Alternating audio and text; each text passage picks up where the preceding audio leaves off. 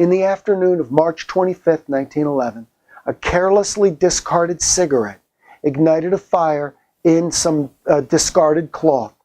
The fire spread very rapidly and engulfed hundreds of people within moments. It was the worst industrial accident in American business history.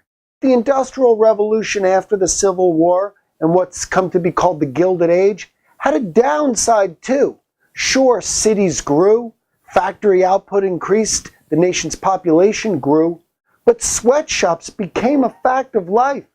Cramped, dangerous places where workers were packed in under unsanitary conditions. So we're going to be looking at the Triangle Fire of 1911.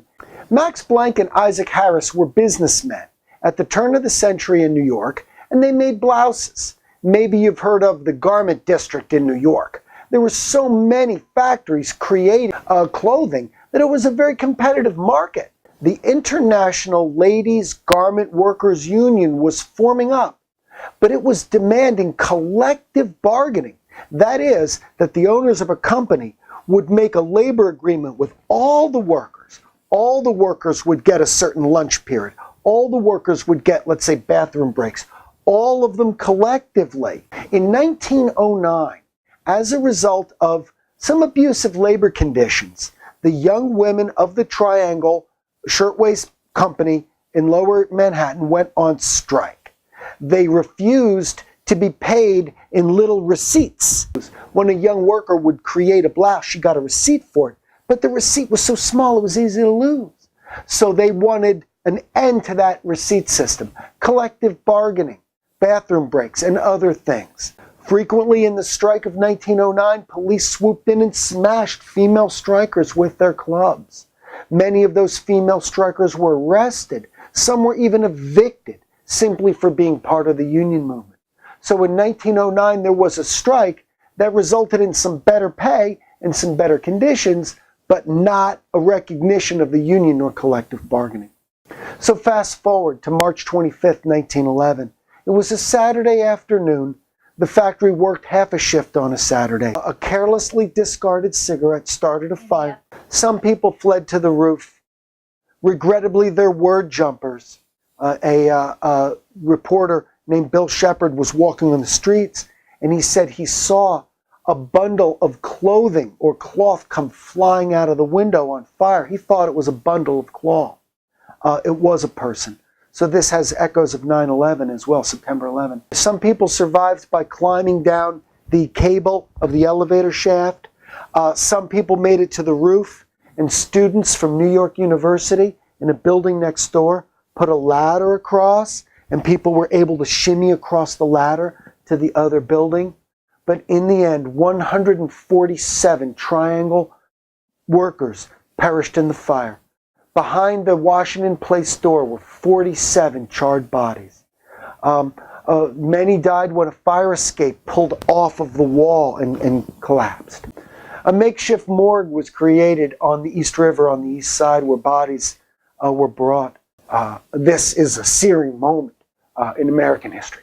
Owners Max Planck and Isaac Harris were charged with manslaughter due to willful negligence in the deaths of 147 Triangle employees.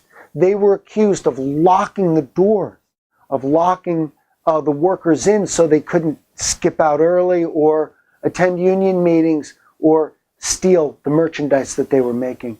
So the locked doors resulted in many deaths. And defendants Max Planck and Isaac Harris were acquitted of the charge of manslaughter due to willful negligence. They can't neglect laws that didn't exist in the first place. So as bad as the conditions were in the Triangle plant, they were still within the limit of the law. So negligence can't apply. The laws were so loose at the time. So that's the lesson that American today can draw from this sad and dreadful chapter. The legislative branch is responsible for workplace safety, for the safety of workers and consumers. It's not up to the judicial branch. So after the Triangle Fire came many new regulations, fire doors that had to open outward. instead of inward so no one could get jammed up at the door in a panic. Fire escapes had to be on all four sides of high-rises, not just one. Buildings and institutions had to have fire drills and fire escapes. So out of the disaster of the Triangle Fire comes the Progressive Era. And it's an ongoing debate in American society. The Triangle Fire is one of those defining moments in the history of America, in the history of the labor movement, and in the history of the American conscience. It's almost as if the plate tectonics of American society were shifting. It's up to the laws to change and protect workers.